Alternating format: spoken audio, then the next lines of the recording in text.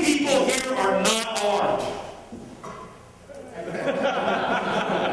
So we got enough people that are, you know what I mean? So we're good. And the reason for that is because we came. So here in Arizona, it's much more common to be able to see, so as part of everyday life, that people are walking around armed. Well, they just, because it became such a large part of our culture here, that they did away with any restrictions on carrying concealed. You don't need a permit or ask permission or any of that. Now, if an officer comes up to you and asks if you're armed and you got to surrender it to him while you're contacting an officer, they still have that part. And they go around, they want to call, oh, we got constitutional carry in Arizona. Hey man, if I got to give up my gun to the very guy that I'm wanting to have it for, that ain't constitutional as far as I'm concerned. So we don't get to call it constitutional. You call it semi-restricted, concealed carry, I don't go to jail walking around law or something. Don't be telling me how constitutional it is if I got to give up my gun to the very guy that I want to have the gun for. Okay? So we got some room to keep working, and we will. But this culture of freedom as represented by the liberty teeth of the people, the idea that we have our freedoms based on the ability, if the First Amendment doesn't work, there's the Second. And that's why it's there. I think it was a conscious decision, certainly in my mind, of why it is the Second.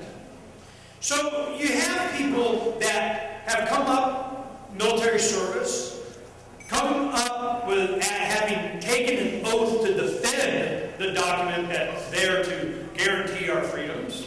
That's the cell. And they take it seriously. We have some people that have immigrated to the United States that actually had to take the test, actually had to study, actually had to come to the realization that with freedom comes responsibilities. I met William Buppert at an Appleseed shooting program that a lot of us, quite a few of us in here, Buck and Gene and Duggar and Donna and myself and Andrew and Gwen and Stephanie, the young people, and I don't know, a bunch of people, and Dorn. We went there, and William Buppert was one of the instructors. Oh, we hit it off right away. Then recognized his name from, have I read some nothing? Oh yeah, he's prolific. He's all over Lou Rockwell. We got to talking and so on, and I knew we had made a friendship, and he and his wife came up, spent the day with us, went out to brunch, and recorded 2 radio shows. We taped them into camp because he wasn't available during the week, and we wanted to do it in studio. So we had 2 networks that I was on. We did 2 radio shows, and I played those over every now and again. Because the perspective that he has from an intellectual case for freedom and a personal commitment is such that, where is our freedom from? Where do we go? What is our manifest destiny for ourselves as individuals? Is it some document? Is it what somebody else wrote? Is it, what we're going to hear from him is something that I'm really looking forward to. Do we need what we got now? How is it going to devolve as we get back to what is important to us as individuals? Is there some piece of paper that's going to save us? If it is, which one is it? Where does it come from? What gives it legitimacy? We are free here first. He represents giving us a pathway to that. Now, Bill, he lost his voice and hasn't talked since yesterday afternoon. So he hasn't been talking. When he comes up here, we're going to see how much of his voice he's got. And if it gets really bad, it'll be the whisper speech. Bill, you.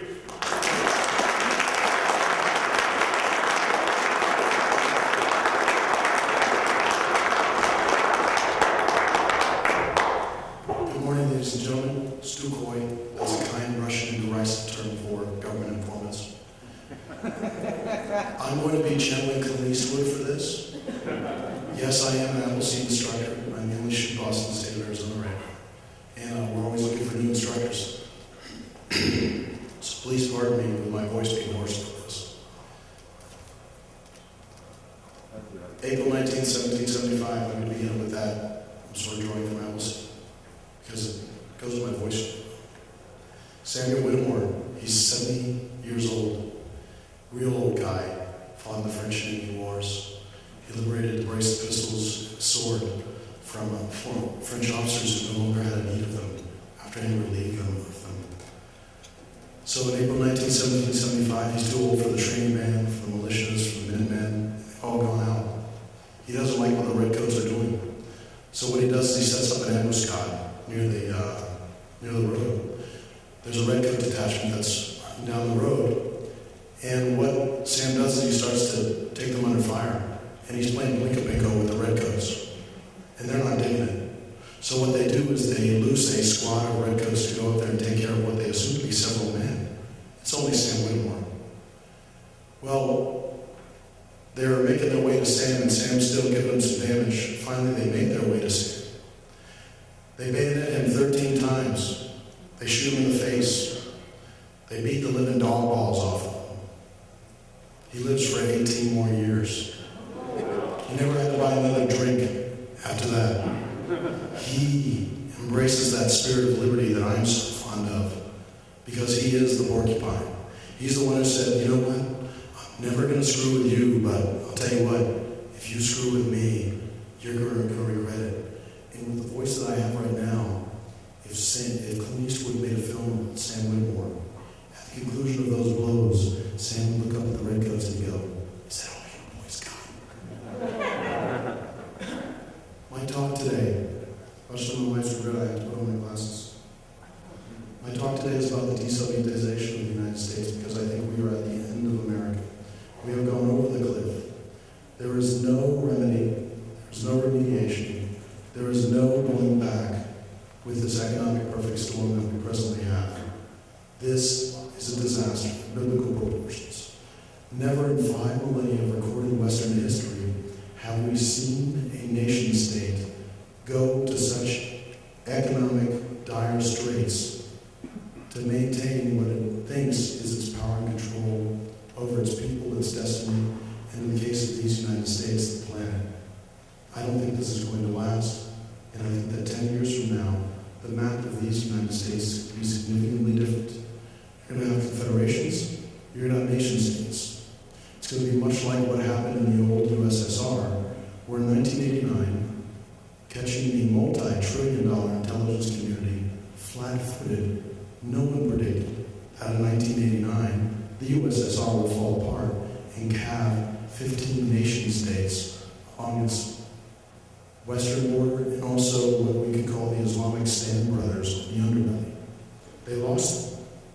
So I wanted to talk to you today about what is this comparison I have between the Soviet Union and the United States? Because all of us who attended government education and were subject to the American media complex, we are the exceptional nation.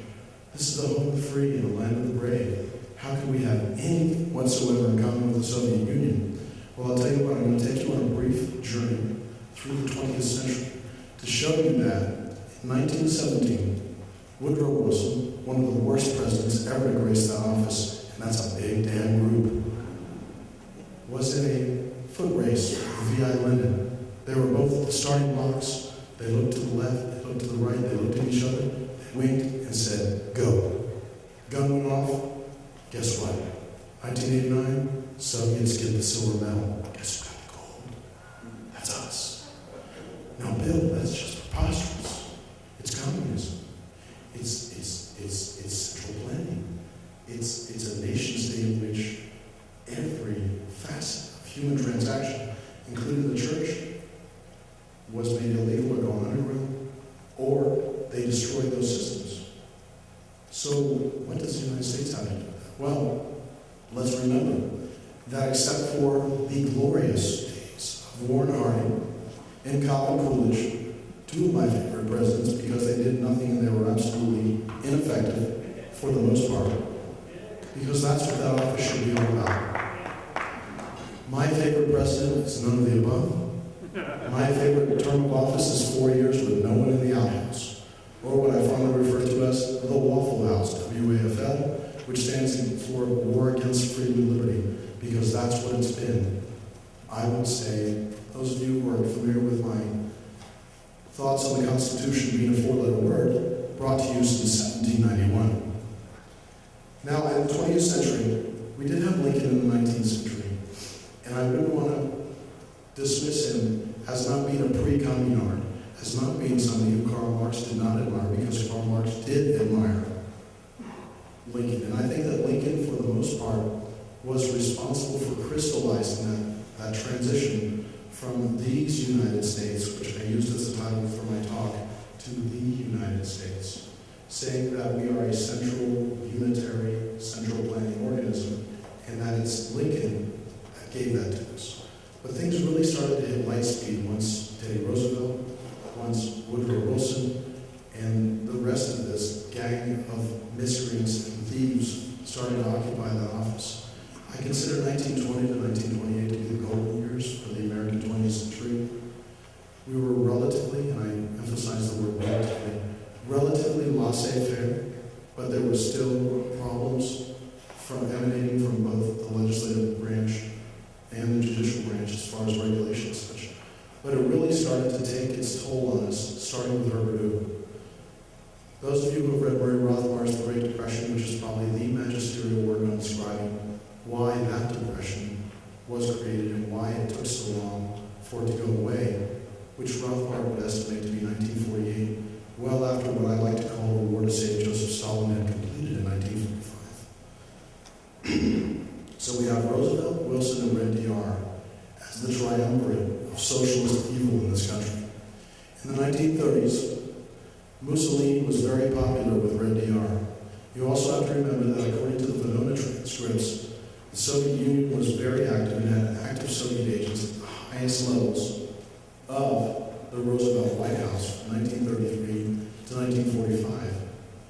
And all of that stuff is available for you guys to read. Venona transcripts is what I would Google, and the revelations in there are absolutely almost fantastical. The kind of control and transparency that the Soviet leadership had about what the U.S. was doing from 33 to 45.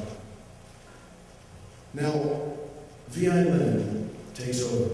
1920-21, which is 3 years after the solidification of the communists and the elimination of the White Russian army. Things aren't going well. It's communism, go figure. You know, there's an old Soviet adage, you pretend to work, you pretend to pay us, pretend to work. Much like what we're experiencing in our current regulatory environment here in the U.S., where 60% plus of our income is robbed from us to include investments by various tax and regulation authorities. Everybody in here is an amateur economist, I'm sure, otherwise you wouldn't be sitting at these tables. Who pays corporate income taxes? We do. We do. Corporations don't pay them, they are a business expense. We have among the highest corporate income taxes on planet Earth right now, probably outside of North Korea. So he starts something called the New Economic Policy, 1921. He starts to use market conditions. He says, farms are collectivized, but what I will do is I will allow you to have, let's say, 10%, 20% of your collective farm, and you can dispose of that as you wish. Can anybody guess what that did? Food supplies skyrocketed. But what did it also cause? It caused competition. Who were they competing against? They were competing against the government. Were they making the government look bad? Absolutely. It lasted about 3 years, and then it went away. Then we can fast forward to the bonus marchers in 1931. I use the bonus marchers as an example of why what the government education system paints as this glorious, inexplicable road to liberty and freedom that we have in these United States is marred, pockmarked, and scarred by incidents like this that are illustrative of the true agenda. This isn't about conspiracy, this is fact and history. 1918, World War I, one of the worst wars we ever fought, followed by the even worse war that we ever fought. Both of which, I'm of the opinion, we did not have to be part of. In 1918, all the veterans were promised a bonus, promised a pension. They didn't get them. Things started to get bad between 1928 and 1931. 1931, the bonus marchers, numbering in the tens of thousands, set up a temporary tent camp near the White House, near D.C., near Potomac and such.